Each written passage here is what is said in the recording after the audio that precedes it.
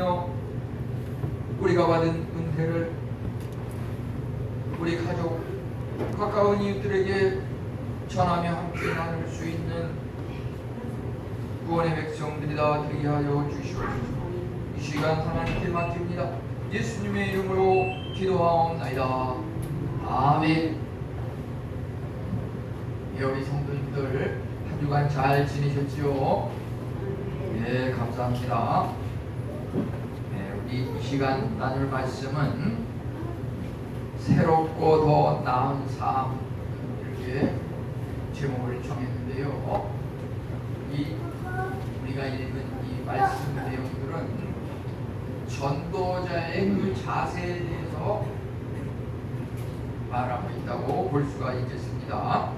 뭔가 전도자의 자세 이렇게 하면은 좀 부담을 느끼고 좀 딱딱하게 생각하는 사람이 혹시 많은 것 같아서 그것을 조금 부드럽게 하려고 새롭고 더 나은 삶 이렇게 제목을 정했는데요.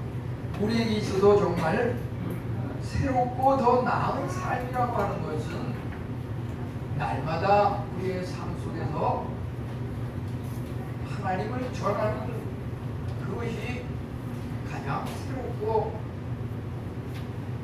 더 나은 삶이라고 하는 것입니다. 그는 왜 그러냐면은 예수님께서 이 땅에 오셔서 복음서에서 나와 있듯이 공생애에 그 삶을 사실 때 태어나셔가지고 성령의 인태로 태어나셔가지고 십자가에 죽으시고 이제 성경대로 부활하시고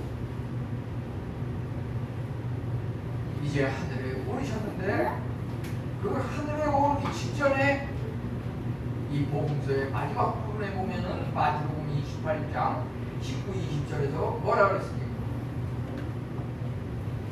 하늘과 땅의 모든 권세를 너에게 주노니 너희는 가서 모든 족속으로 제자를 삼아 아버지 아들과 성령의 이름으로 세례를 주고 내가 너에게 분부한 모든 것을 가르쳐 지키게 하라. 하나님께서 왜 예수님을 보내고 왜 십자가에 못 박혀 돌아가시게 하시고 어떻게 해서 부활하시고 이 모든 것들이 말이죠. 이제 복음서의 그 마지막 구절 그 모든 주님의 그 예수님의 그 생애를 집약을 해가지고 예수 믿는 삶이라고 하는 것은 그 예수님의 일생을 우리가 집약하면서 그것을 이웃에게 전하고 나누는 그것이 날마다 분초마다 우리의 삶이 되어야 함을 주님께서는 말씀하고 계시는 것입니다. 이제 우리 사람은 누구나 새롭고 더 나은 삶을 살기를 희망할 것입니다. 그렇지만 막상 살아가더라면 우리 희망이나 뜻대로 그렇게 쉽게 목표가 달성되고 이루어지지는 않는 그런 것을 많이 부딪히게 됩니다.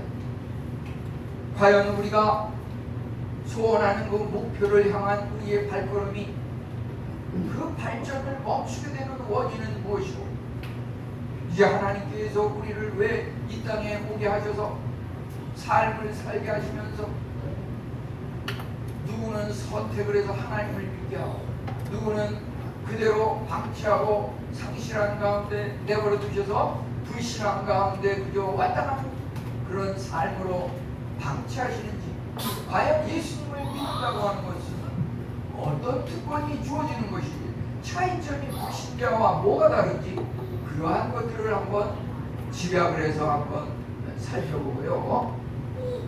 이제 끝으로 우리가 참으로 신앙생활을 하는 데 있어서 그러면 이것을 우리가 지상명령 그래가지고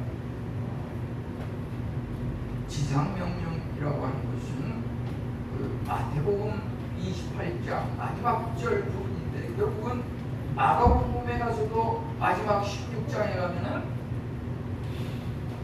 온 천하에 다니면서 복음을 전하라. 모든 그 복음서, 모든 예수님의 사역, 그것이 전부 거기에 집약이 되기 때문에 지상명령, 이것은 그 이 땅에서의 그 명령이 아니라 지극히 높은 최고의 사명, 그래서 그것을 지상명령이라고 그러는데, 우리가 살면서 그 명령이라고 하는 것은 우리가 딱딱하게 부담을 가질 수도 있지만, 명령이라고 하는 것이 결국은 하나님 말씀이고 율법이고 계명이고, 그것이 전부 하나님의 명령인데, 그 명령 중에서 최고의 명령은 하나님 사랑, 이웃 사랑으로도 이야기하지만은 여러분, 우리가 하나님께서 지시한 그곳으로 가서 모든 족속, 가정, 나라, 이방, 외국, 이런 곳에 가가지고 하나님의 말씀을 전함에 있어서 그들을 제자 삼고 세례를 주고 하나님의 말씀을 가르치고, 이것이 끊임없이 나를 통해서 또 내 자손들을 통해서 이렇게 이어지도록 하는 것이 하나님의 그 최고의 복된 성도들을 향해서 주어지는 특권이라고 할 수가 있겠습니다. 우선 그 다음에 날마다 누구나 새롭고 더 나은 삶을 살기를 원하지만, 그것이 왜 멈추게 되고 그것이 쉽게 이루어지지 않고 우리의 발전을 멈추게 하는 원인은 무엇인가 살펴볼 필요가 있겠습니다. 우리 하나님을 믿는 성도의 삶이라고 하는 것은 이야기하지만 정지된 삶이 아니고, 후퇴한 삶이 아니고, 매일 똑같은 삶이 아니고, 나선형적 상승구도로 계속해서 발전하면서 하나님 앞으로 가까이 나아가서 천국에 꼬링하는, 그것이 우리 삶의 목표이고 과정이라고 하는 것인데요, 우리가 왜 이러한 것들을 뜻대로 하지 못하고, 그것이 멈칫하고 머물고 그냥 올라가지 못하고 평행선을 긋고, 심지어 어떤 사람은 그것이 추락해서 뚝 떨어져가지고 옛날의 가방들을 다시 돌키고, 왜 이러한 일이 일어나는지 그것을 우선 보게 되면요, 여기서 우리는 요한복음 4장 44절에 보면은 선지자가 고향에서는 높임을 받지 못한다, 이런 말씀이 있는데요, 아무리 예수님, 하나님의 아들 예수님이시지만은 그가 참으로 놀라운 이적 많이 베풀고, 못 고치는 병도 고치고, 바닷가의 그 풍랑을 잦아들게 하고,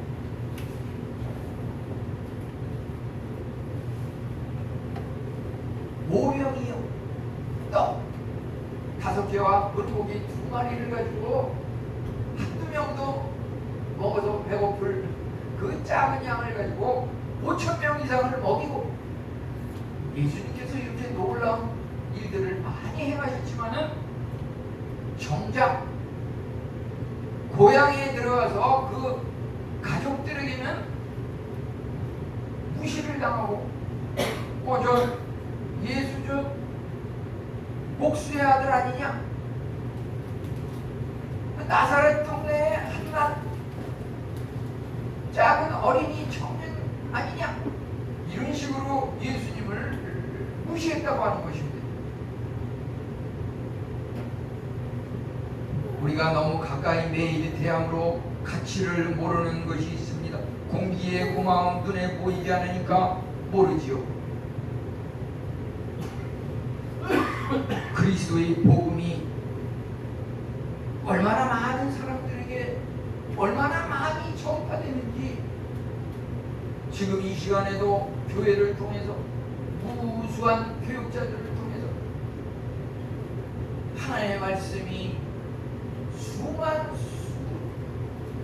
수억 편의 그런 말씀이 전해지고 전파되지만 그 말씀이 얼마만큼 효과를 보고 얼마만큼 먹혀 들어가는지.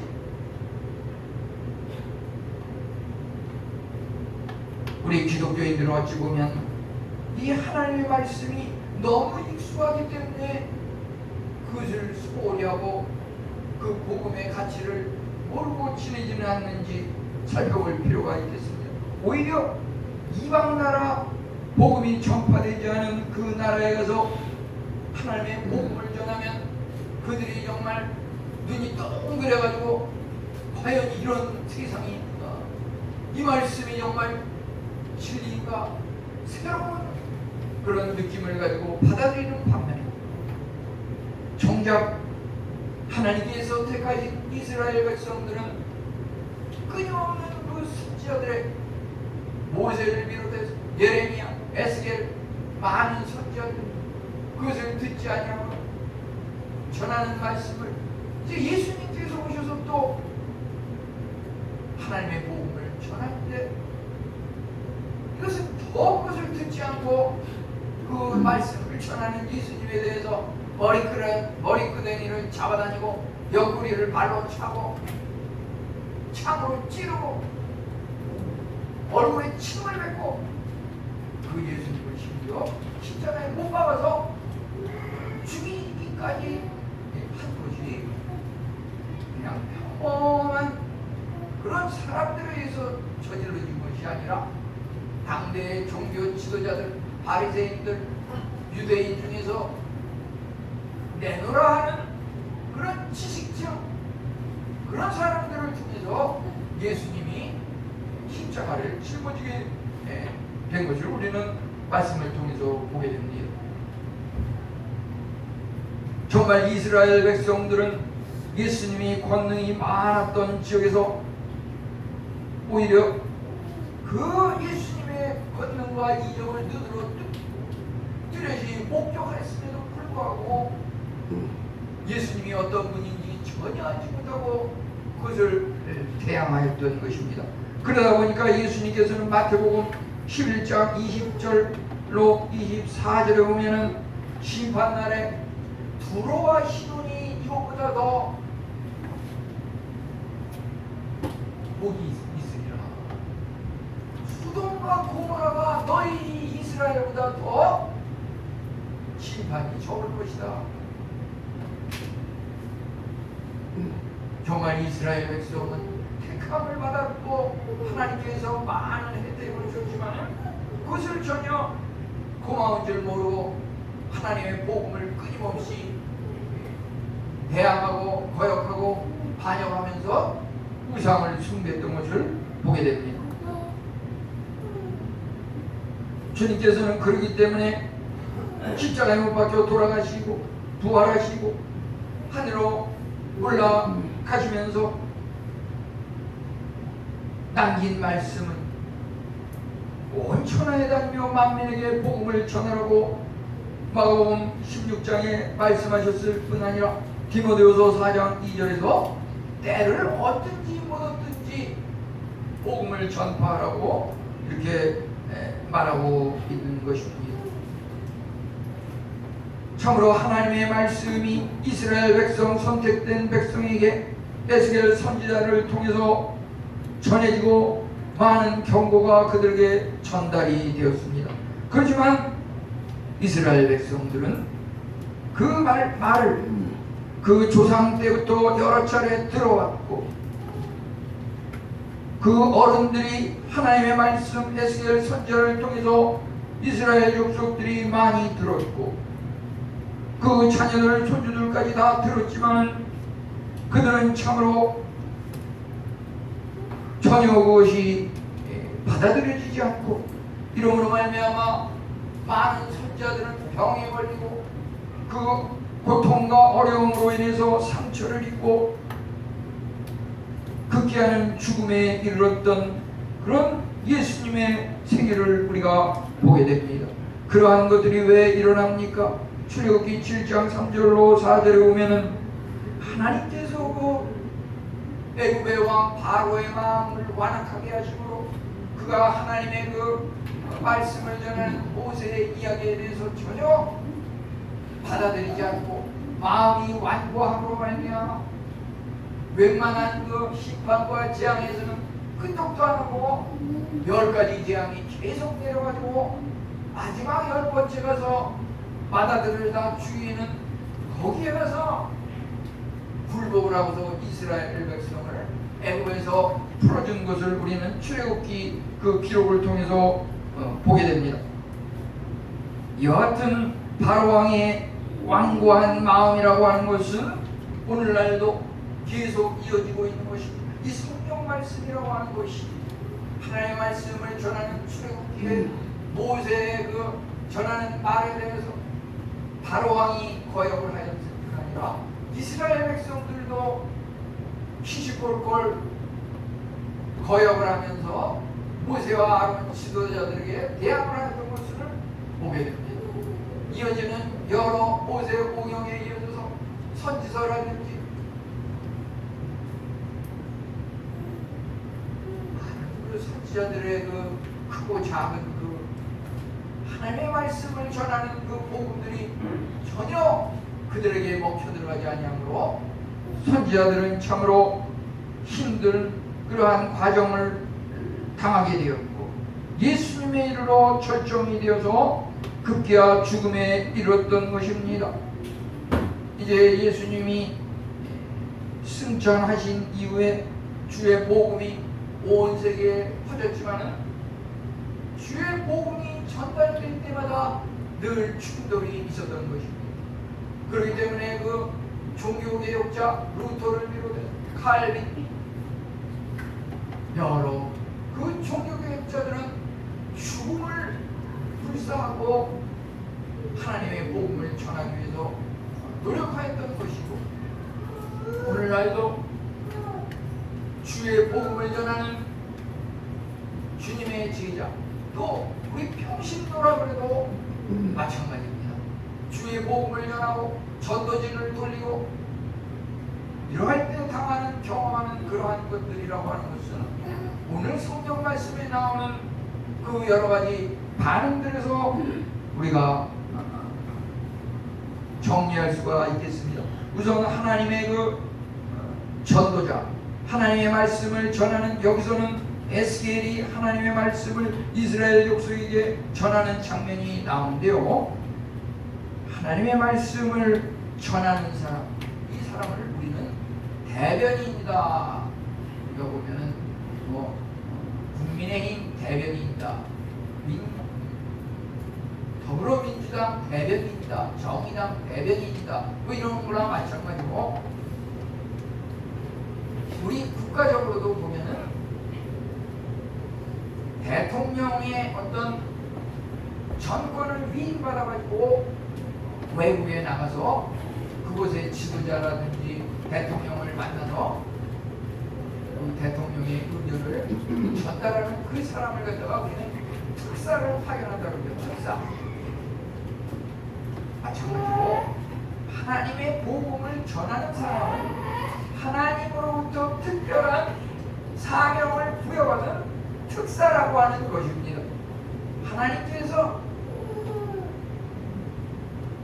너 주위에 아직 하나님이 누군지 모르는 사람에게 이러저러한 이야기를 전해라.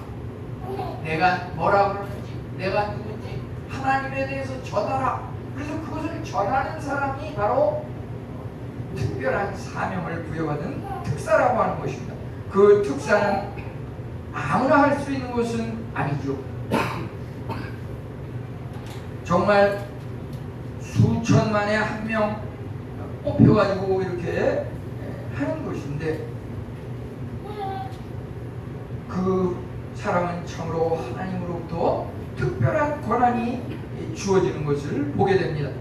마태복음 3장 17절에 보게 되면 예수님께서 세례 요한에게 세례를 받고 물에서 나올 때 하늘에서 비둘기 같은 성령이 임하면서 들리는 소리가 있었으니 이는 내 사랑하는 아들이요 내 기뻐하는 자라. 이렇게 이야기가 들려왔습니다.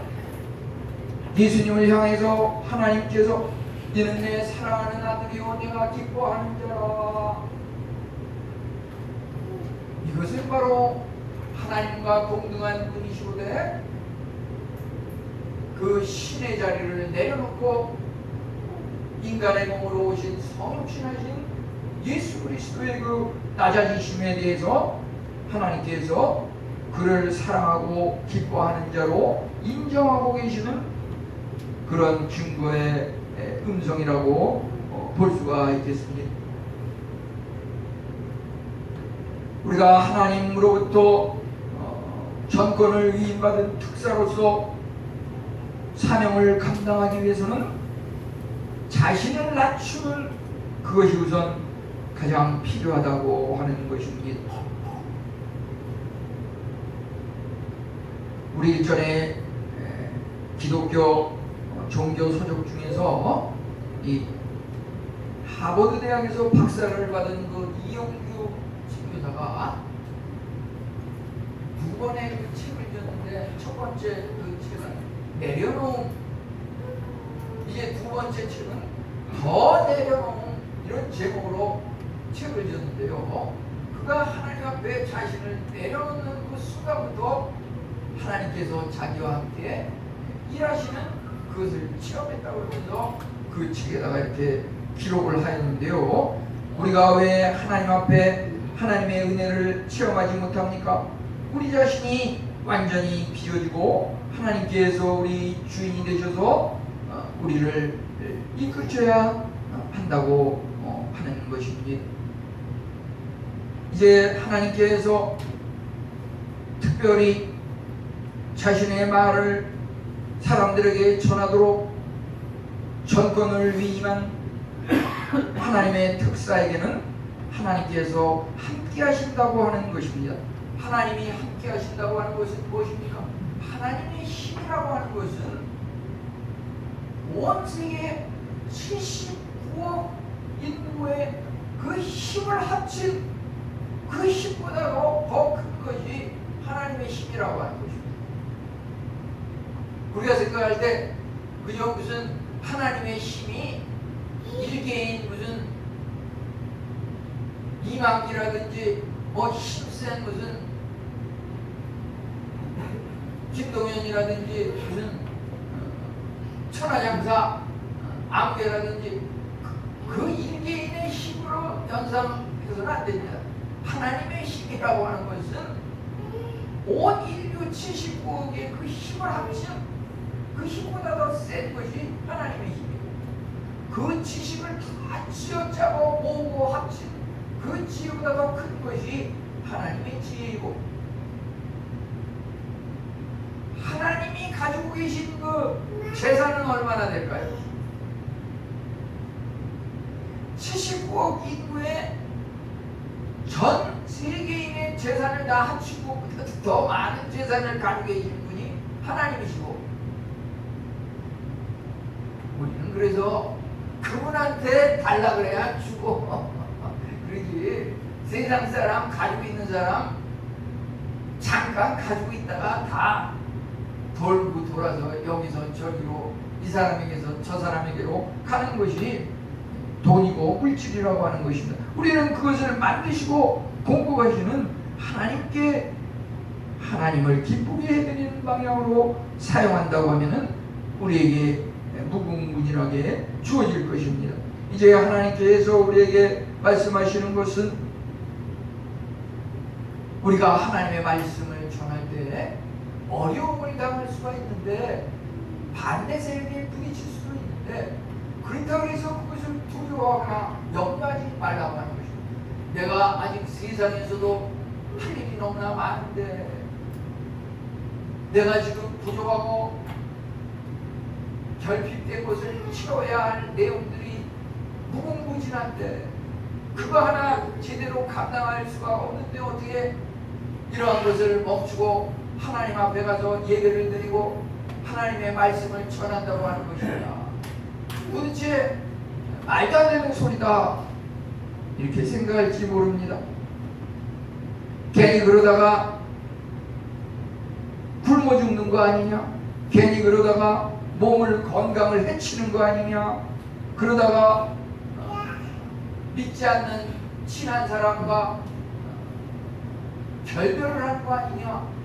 우리는 온갖 두려움과 무서운 그런 마음을 가지고 있기 때문에 하나님의 일을 감당하는 것에 대해서 주저하게 됩니다. 그지만 오늘 읽은 말씀 중에서 9절에 뭐라 그랬습니까? 에스겔 3장 9절은 두려워하지 말며 무서워하지 말라. 하나님께서 우리를 전도자로 하나님의 말씀을 전하라고 하는 것, 대변인 특사로 뽑아서 그 일을 맡겼을 때에는 우리를 보호하셔서 그 일을 감당하도록 계속 함께 지키신다고 하는 것입니다. 우리를 참으로 세상에서 가장 낮고 천한 자를 택하셔서 하나님께서 귀한 역할을 감당하도록 사용하신다고 하는 것입니다.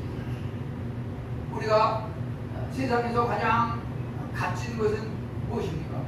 예를 들어서 다이아몬드라고 하는 것을 생각해 봅시다. 다이아몬드는 무엇입니까? 사실 다이아몬드라고 하는 것이 그 출발을 추적해 보면은 숲속에 있는 그 나무 식물에서 출발이 돼가지고 그것이 오랜 세월 동안 뜨거운 열을 받고 또 짓눌리고 압력을 받아가지고 그것이 석탄이 되고 또 석탄이 뭉치고 세월을 견디면서 화강암 바위가 되고 그것이 또 높은 가열 압력을 받으면서 이제 다이아몬드가 된다고 하는 것입니다. 예를 들어서 석탄이 550도에서 750톤의 압력을 받으면 다이아몬드가 된다고 하는 것입니다. 하나님의 말씀이 전파될 때 그 말씀을 받아들이는 사람들의 그 마음이라고 하는 것이 여기 보면은 뭐라 그랬습니까? 9절에서 굳은 금강석 같이 하였으니 그들이 반역하는 족속이라도 두려워하지 말며 무서워하지 말라. 하나님의 말씀을 전하려고 특사가 돼가지고 내가 하나님으로부터 전권을 위임받았어. 이 말을 하나님의 말을 너한테 전하는데 이거 잘 들으면 하나님께서 자녀 삼아 주셔서 하나님의 모든 것들을 상속받는 상속인으로 아들로 딸로 이 모든 것을 너한테 전해주신다고 하셨어. 그러니까 내 말을 믿고 한번 따라봐. 이런 말을 선지자들을 통해서 또 복음 전도자들을 통해서 전도지를 놀아주면서 이야기하고 또 성경 복음 시간에 이야기를 하고 그냥 그것을 듣는 사람의 입장에서는 여기 보니까 굳은 금강석 같은 마음으로 이 주의 복음을 듣는 사람들이 말이죠. 그 마음이 다이아몬드처럼 단단히 굳어가지고 도대체 그 말이 먹혀들어가지가 않는다고 여기서 이야기하고 있는 겁니다. 에스겔 선지자가 하나님께서 그 말씀을 전하라고 하는 그 전권을 위임받는 대변인 특사로서 파송을 받지만 너 이스라엘 족속에 가가지고 그 말을 전할 때 틀림없이 그 말을 듣는 이스라엘 백성들은 굳은 금강석 같은 그런 마음이 있기 때문에 네가 아무리 좋은 얘기 달콤한 얘기 놓고 듣는 사람들은 전혀 그거 맥혀 들어가지 않는 거야. 근데 문제는 하나님께서 그 말씀을 전하면서 너 이 말을 이스라엘 족속에 가서 해. 우리로 말하자면은 내가 우리 가정의 전도자 대표자로서 하나님을 먼저 믿고 교회에 출석하고 있는데 집에 가서 너의 식구, 너의 배우자, 너의 아들, 딸에게 이 말을 전해봐 라고 그 권한을 위임을 했는데, 그것을 듣는 자녀들, 그것을 듣는 배우자, 그들이 그것을 받을 때 금강석같이 굳은 마음, 다이아몬드같이 단단한 마음이 있어가지고 그건 전혀 받지 않을 거야. 이거 미리 얘기해줘요. 그러면은 너 이거 전해봤자 틀림없이 듣지 않을 거야. 전혀 그것을 전하는 것이 시간 낭비고 열매를 기대하지 마. 이런 말까지 미리 하면서 그 권한을 위임하고 특사로 에스겔 선지자를 뽑았다고 하는 것입니다. 우리 상식적으로 생각할 때 전혀 열매가 없고 아무 가치가 없는 일이라고 하면 그 일을 하는데 무슨 힘이 나겠습니까? 이거 해봤자 알아주는 사람도 없고 몸만 지치고 누구 하나 위로와 격려하고 상급을 주는 사람도 없고 아무 보상도 없고, 그러면 일을 하는데 힘이 나겠습니까? 그와 같은 것이 하나님의 특사에게 주어진 그러한 현실이라고 하는 것입니다. 하지만 여기 4절에 보면은 하나님의 말씀을 이스라엘 족속에게 전하라고 분명히 이야기하고 있습니다. 이러한 것을 분명히 전하라고 하는 것은, 전하라고 하면서 사도행전 16장 31절에 보면 주 예수를 믿으라 그리하면 너와 난 집이 구원을 얻으리라. 하나님께서 그 지상명령을 마태복음 28장 19, 20절에 하실 때 이것을 가르쳐 지키게 하라, 전하라, 제자로 삼으라 하면서 마지막에 가서 약속하신 것이 뭐냐면 내가 땅 끝까지 이르러 증인이 되리라. 내가 너와 함께 하리라. 함께해서 그것을 감당하게 하리라. 너의 말을 듣는 사람은 그 듣는 순간 즉시 변해서 구원을 얻고 영접하지는 않지만은 세월이 가고 흘러가면 지금 보면은 파도가 치고 풍랑이 일고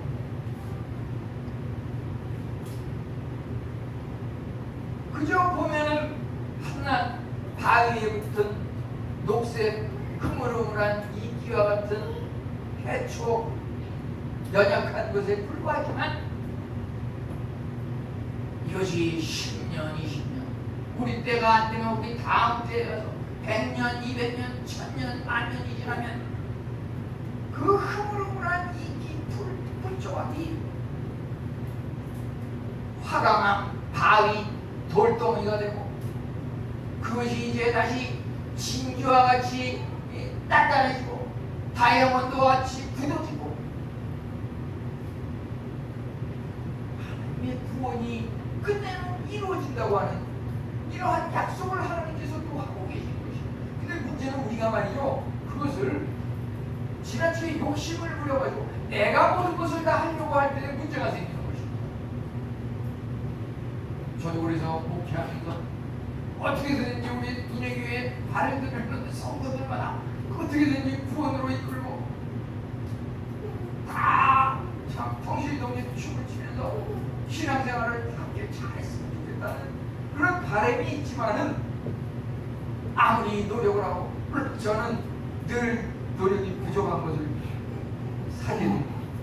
그런데 이것이 말이죠, 한편 생각하면 잠시 왔다 가는 세상.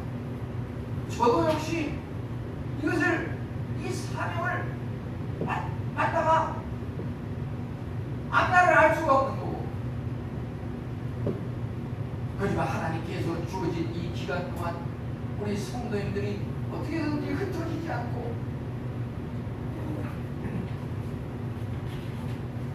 하나님 나라 천국을 향해서 힘차게 발을 내디뎌가는 그 하루하루의 삶이 엊그제보다는 어제가, 어제보다는 오늘보다는 내일이 더 새롭고 보다 나은 그런 삶을 살아갈 수 있는 그 작은 그 도움의 역할을 내가 감당하는 것으로서 하나님 앞에 감사하는 마음으로 이렇게 일을 감당한다고 하는 것입니다. 우리 이제 전도인의 자세를 요약하면은 이러한 말씀이 있는 것이 우리에게 얼마나 힘을 주는 것인지 알 수가 없습니다. 처음에는 참으로 전도지를 돌리면 그 종이 자체를 받지 않는 사람이 상당수가 있는 것을 보게 돼요. 예를 들어서 5명을 주면은 한두 명을 아예 종이 자체를 받지를 않아요. 어떤 사람은 그거 이렇게 받으면 이 돌 의자 계단 같은 데 가가지고 그 종이를 펴가지고 깔고 앉더라고요. 내가 보는 앞에서 깔고 앉더라고요. 그러니까 어떤 사람은 또 받자마자 그냥 던지고 가까운 쓰레기통에다 버리는 사람도 그렇지만 하나님께서 그러한 일들이 당연히 있을 것이다.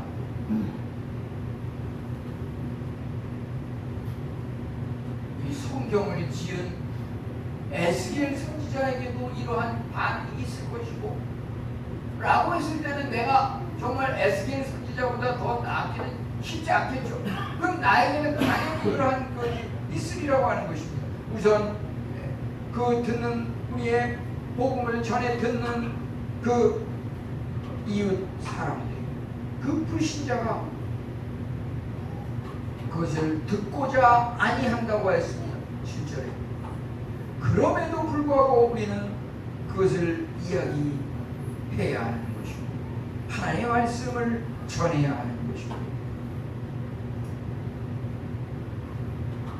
우리가 참으로 이제 여름을 보내면서 무더위에 좀 보면은 모기가 이렇게 득실거리고 때로는 모기가 이렇게 우리의 몸을 누는 그런 것을 경험하게 됩니다. 그런데 이 모기를 퇴치하는 식물이 있죠. 과거에 보니까 그 경기도에 있는 어느 기도원에 가니까 거기 마당에 그 나무들은 무슨 회양나무라든지 그 향이 나는 그 나무를 거기다 많이 심었는데 그 나무를 심어가지고 모기가 그 근처에 잘 접근을 안 한다고 합니다. 예를 들어서 산초나무라든지 이 향이 많은 그 박하향이 많은 페퍼민트, 또 모기풀이라는 이름을 가진 그 구문초, 로즈 제라늄, 이런 것들은 그 모기 퇴치 식물인데 그러한 것들을 심으면 모기가 싫어해서 접근을 하지 않는다고 하는 것입니다. 그 모기 뭐 간단한 것 같지만은 어떤 분 보면은 과거에 이름도 유명하신 그 장로님이셨는데 그 사모님이 일본 내영 모기에 물렸다고 그러는, 나중에 일본 내영 모기에 물려가지고 생긴 그 내영이 일어나니까 몇 년 동안 10년간이 되다가 이제 돌아가셨는데 그 모기 하나 물리는 것도 우습게 볼 게 아니더라고요. 우리가 왜 하나님의 말씀을 주보에 보면은 사면에 외울 말씀, 성경 읽기 및 퀴즈, 8월 28일 예레미야 40장에서 44장 이렇게 해서 일주일 동안 그 읽는 것을 왜 여기다 자꾸 쓰냐? 우리 마음속에 하나님의 말씀이 늘 담겨 있어야 한다고 하는 것입니다. 우리가 하나님의 말씀을 가까이에서 품고 있을 때 세상 죄와 부패와 유혹을 물리칠 수가 있는 것입니다. 우리가 하나님의 말씀을 가슴에 담고 있을 때 세상 죄악과 유혹과 부패와 멸망이 가까이 접근하지 못한다고 하는 것입니다. 모기를 퇴치하는 그 향이 모기를 내쫓고 접근하지 못하게 하듯이 하나님의 말씀을 우리가 품고 듣고 마음에 묵상하고 여호수아 1장 8절에도 그러지 않습니까? 너희가 이 율법책을 주야로 묵상하며 그 가운데 기록한 대로 다 지켜야 하라. 그리하면 내 길이 평탄할 것이라. 내가 형통하리라. 하나님의 말씀을 우리가 늘 날마다 주야로 묵상하고 읽고 또 암송하고 가까이 했을 때 죄가 우리 주위에 얼씬하지도 못하고 부패와 멸망이 얼씬하지도 못하고 우리는 늘 승리의 삶을 살 수가 있다고 하는 것입니다. 그들의 마음이 그 말씀을 받아들일 때 굳은 금강석과 같이 반역하는 육속이라도 우리는 그것을 전해야 합니다. 그들이 참으로 돌과 같이 단단한 그런 마음으로 우리의 말씀 전하는 것에 대해서 거역한다고 하면 하나님께서는 우리를 다이아몬드가 되게 하십니다. 그들이 다이아몬드와 같이 마음이 굳으면 어떻게 됩니까? 하나님께서 우리에게 성령님을 주십니다. 하나님의 성령이 임하면 제 아무리 다이아몬드와 같은 굳은 거라 할지라도 녹여 부수고 없애버리는 그 능력이 임한다고 하는 것입니다. 참으로 불가능하고 포기하고 어찌할 수가 없는 그런 진퇴양난의 상황이라 할지라도 우리 에스겔 37장에 보면 그 골짜기에 뼈만 앙상하게 남은 그 골짜기에 무수한 죽은 뼈들이 남아있고 그곳에 하나님의 성령이 임하니까 어떤 일이 일어났습니까? 거기에 살인도 생명이 들어가니까 움직이고 그들이 참으로 군대를 형성해서 움직이는 그 하나님의 성령님께서 역사하시니까 살아나서 큰 군대를 이루는 이것이 바로 전도의 열매라고 하는 것은 우리가 잘 전했다 그래서 무슨 세상적인 학식이 똑똑하고 언변이 뛰어나다 그래서 그것이 열매가 있는 것이 아니라 우리 인간이 지아무리 훌륭한들 다이아몬드를 어떻게 부술 수가 있습니까? 부술 수가 없거든요. 그러지만 그 전도를 사명을 맡기신 하나님께서 그 특사로 우리에게 보내주셨을 때 성령님이 역사하심으로 죽은 뼈에 살을 붙이고 거기에 신경과 생과 살아나게 하시고 새로운 생명이 군대처럼 일어나게 하신다고 하죠. 그 은혜의 역사가 성경 말씀을 통해서 약속이 되고 있기 때문에 우리는 그 약속의 말씀 붙들고 나아갈 수가 있는 것입니다. 우리 전에 보면은 그 한국 금속 전에 그 입구 쪽에 보게 되면 대장장이가 있어가지고 금속 쇳덩어리를 갖다가 불로 막 치고 망치로 막 두들겨가지고 동물 모양을 이렇게 만들기도 하고 저런 종 모양을 만들기도 하고 동물 무슨 개 모양을 만들기도 하고 그러는데 그 개는 어떻습니까? 아무리 대장장이가 불을 지지고 망치로 쇠뭉치로 세게 두들겨도 전혀 그 소리를 천둥 소리와 같은 그 소리를 그 생명이 없는 대장장이가 믿는 그 개가 알아듣지 못하고 그냥 가만히 있는 것을 보게 됩니다. 우리 하나님의 말씀이 아무리 생명력이 있는 좋은 말씀이라 할지라도 그것을 받아들이는 사람이 다이아몬드와 같은 마음이 있고 굳은 금강석 같은 마음이 있고 거기에 하나님이 영이 없는 생명력이 전혀 없는 대장장이가 만드는 그 개와 같은 그런 생명력이 없는 사람이라고 하면 제가 드리는 이 말씀이 아무리 천둥소리와 같이 크고 우렁차다 한들 전혀 그 귀가 열리지 않아서 듣지 못한다고 하는 것입니다. 우리 하나님의 영이 우리에게 임하고 성령이 임함으로 말미암아 하나님의 말씀이 우리에게 정말 들려지고 깨달아지고 생명력으로 우리의 앞으로의 삶이 새롭고도 나은 삶으로 전개되기를 간절히 기도하고 축원합니다. 다 같이 기도하겠습니다. 하나님 감사합니다.